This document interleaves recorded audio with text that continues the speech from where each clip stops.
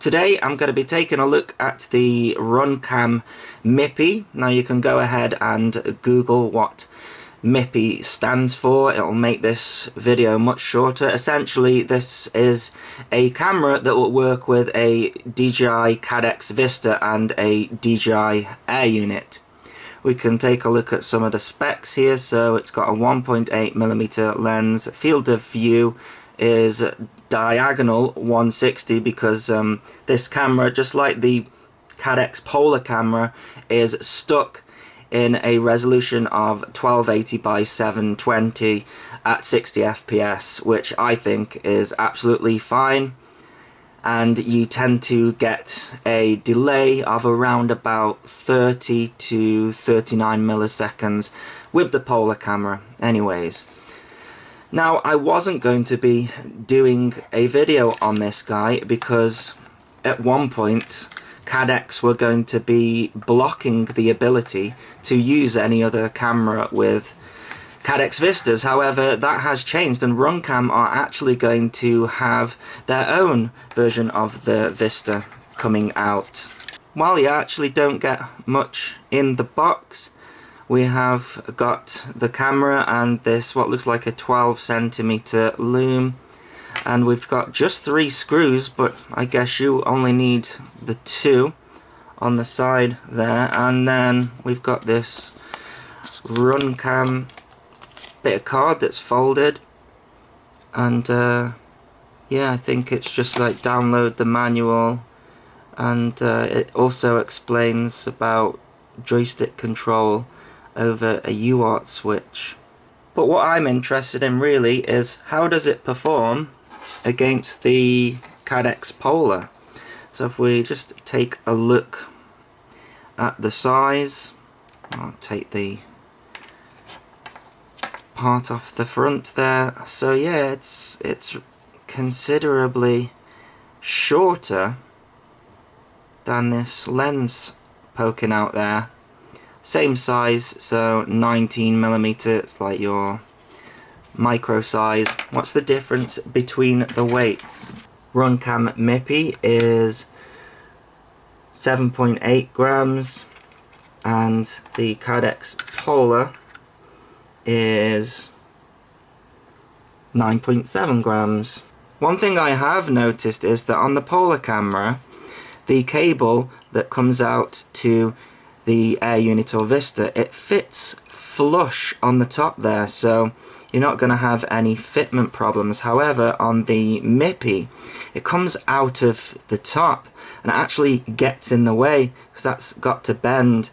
So it's just something I've noticed when installing it into here. And I don't know if these holes here for the screws are slightly lower. Yeah, they're slightly lower, which is interesting. I'll try and match those up. The Polar camera fits in here just fine. This one here is touching the bottom of the frame, and that's not good because when the camera is like touching the bottom of the frame, which is in contact with the motors, then you can get vibration coming through there like jello. I've seen a lot of jello on this guy.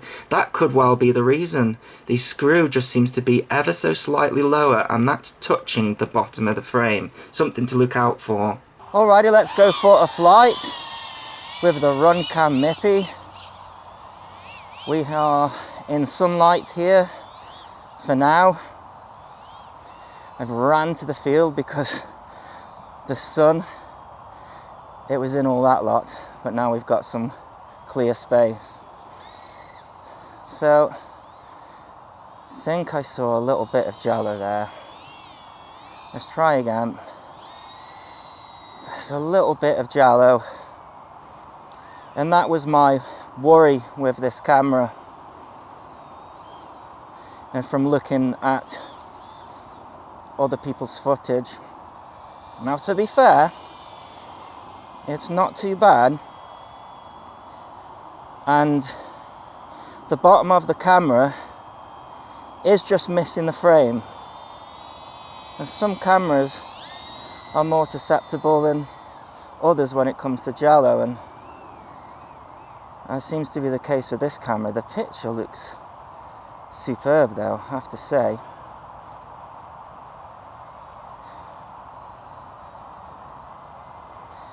Sky, the colours are a little bit washed out compared to the polar, and there's a little bit of grain as well when in the shadows.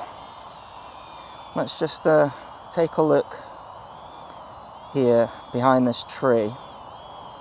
I've seen a lot of grains there. ISO noise, more like. Then it kind of goes away when you're in the shadow. It's there a little bit. I've had to tilt the camera up on this one. So we've got the standoffs in shot. This is the ProTech 25.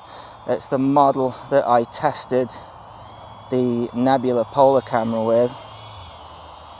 No Giallo with that one. Only minimal Giallo with this one. But that's something that's important to me, you know.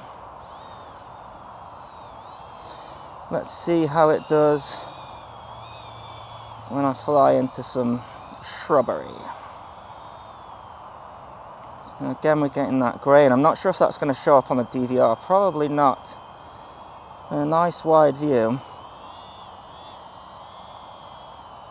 I can't tell the difference in latency between the Mipi and the polar. I'm not sure what Josh is going on about there. Now, because the camera is angled really high and I'm trying to fly straight, I'm basically looking up, which is not ideal, especially for getting out of this place and seeing branches below me as well. If anyone wants to talk about latency with this system, just come have a look at what I can do here. Because you cannot do this if you're having a high latency. And yeah, that grain seems to have gone in here, so it'll be interesting to see how it compares when it goes darker compared to the polar camera. Look how it washes out the outside when we are in this dark, and then it'll slowly change. There we go.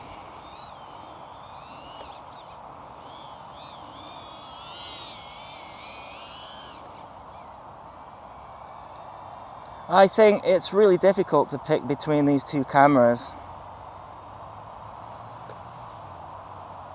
At the moment, the only reason I go for polar is just because it's better at dealing with Giallo.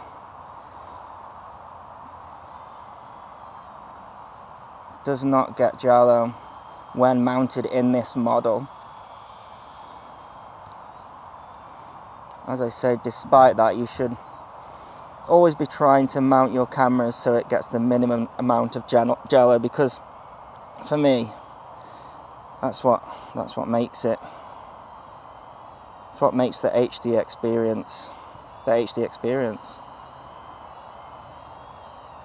Okay, well, before this sun disappears, let's come in for a landing. So here I am with the polar, and the greens are so much more green. You could say polar opposites. Sorry, terrible joke.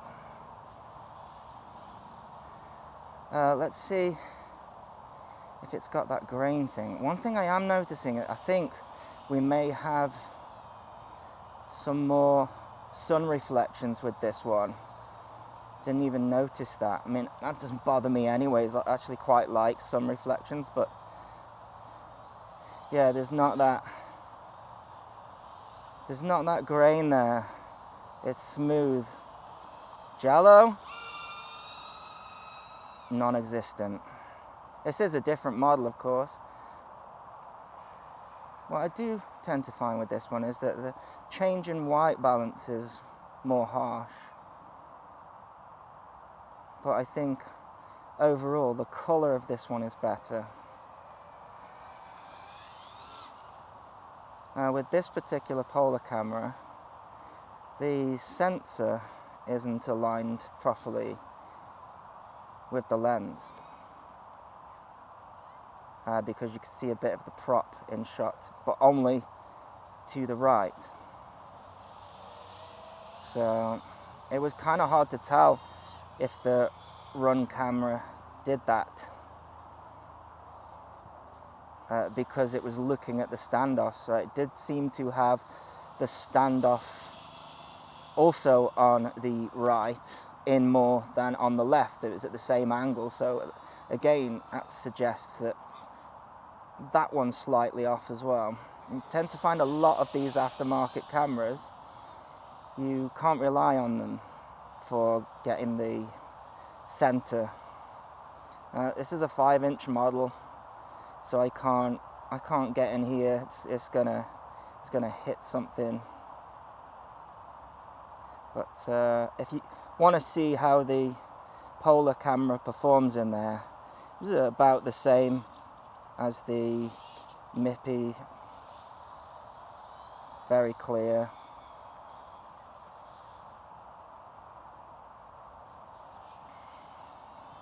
Absolutely no difference in latency between the two, and latency is great on both of them.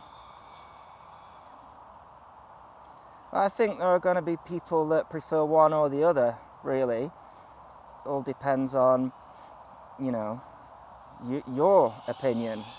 This is just an opinion at this point. I think they're two very good cameras. I think the Polar deals better with vibrations, it's less susceptible to vibrations. For me, the Polar fits in models better, screws slightly lower down, I'm pretty sure. Because when I took the Polar out of the Protect 25 to put that one in, it wouldn't go in. There's just like one position where the bottom of the camera didn't touch the frame, whereas the Polar camera, it was more free.